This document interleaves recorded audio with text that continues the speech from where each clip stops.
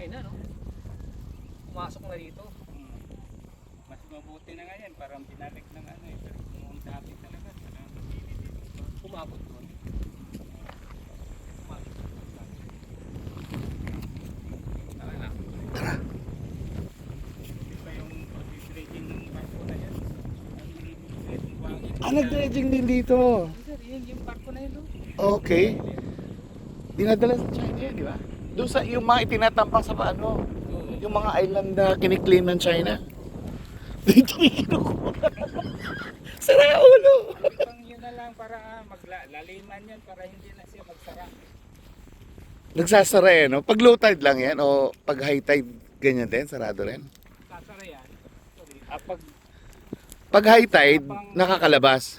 O pag high tide, Okay. So maraming isda to. Pumapasok yan. Oo. Tapos hindi naman makalabas, ganun. Oo. Okay. Ayos. Nakakapangisda tayo dyan.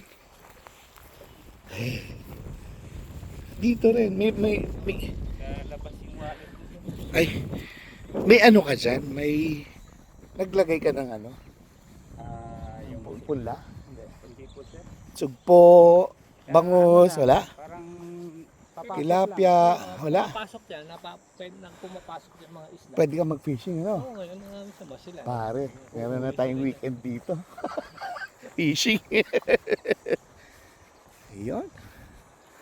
This is grabe. Nice. Grabe dito po sir. Ayun. Fishing sila. Biglang lalim yan dyan eh, no? Hindi naman po sir. Okay. Malayo